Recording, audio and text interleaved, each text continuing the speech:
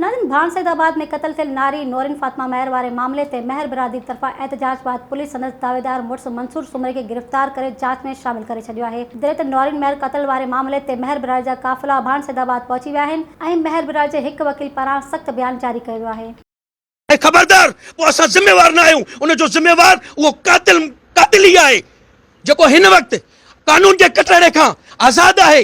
छा तव्हांखे ख़बर कोन आहे बकौल उन जे त 15 साल खां मुंहिंजो अफेयर आहे? छो छाजे करे असांजे इज़तूं पैमाल कयूं अथई, उन खां पोइ हिन में टार्चर कयो अथई। जेकॾहिं तुंहिंजो 2015 खां वठी तुंहिंजो अफेयर आहे त पोइ तूं किथे छो न ज़ाहिर कयो आहे? माना असांजूं इज़तूं तूं पैमाल कयूं आहिनि, असांखे तूं कमज़ोर सम्झो आहे। असां कमज़ोर न आहियूं। तव्हां मूंखे ॿुधायो त सही, आख़िर ही लावारिस छो आहिनि? ही लावारिस न आहिनि। हिननि जा वारिस कराची खां कश्मीर ताईं आहिनि। हिननि जा वारिस कमू शहीद खां केटी बंदर ताईं आहिनि। आर सिंध मार फाउंडेशन जिन जा वकील, जिन जा नौजवान, जिन जा हारी, जिन जा पोढ़ा, जिन जा नंढड़ा बचड़ा, उहे असां हिन मज़लूम सां हिन ॾुखी घड़ीअ में शाना बशाना आहियूं। अच्छा, इंशाअल्लाह मरण घड़ीअ ताईं पुरअमन स्ट्राइक कंदासीं ऐं पुरअमन एहतजाज कंदासीं। असां मारा पुरअमन आहियूं। असांखे पंहिंजे क़ाइदे कानून डिसिप्लिन खां न कढियो वञे। असां कानून जे IG सिंध खां ऐं सुप्रीम कोर्ट ऑफ पाकिस्तान खां, चीफ जस्टिस ऑफ पाकिस्तान खां, IG सिंध खां इंसाफ़ जी ख़ैरात था घुरऊं त असांजी न्याणी नौरीन फातिमा सां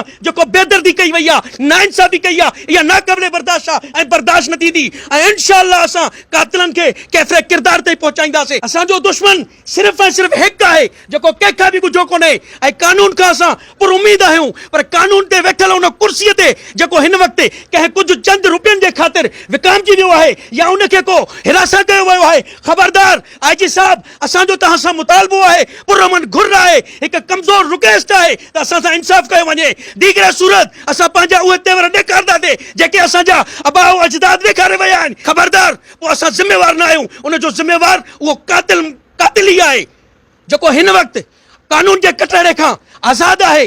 छा तव्हांखे ख़बर कोन आहे बकौल उन जे त 15 साल खां मुंहिंजो अफेयर आहे? छो छाजे करे असांजे इज़तूं पैमाल कयूं अथई, उन खां पोइ हिन में टार्चर कयो अथई। जेकॾहिं तुंहिंजो 2015 खां वठी तुंहिंजो अफेयर आहे त पोइ तूं किथे छो न ज़ाहिर कयो आहे? माना असांजूं इज़तूं तूं पैमाल कयूं आहिनि, असांखे तूं कमज़ोर सम्झो आहे। असां कमज़ोर न आहियूं।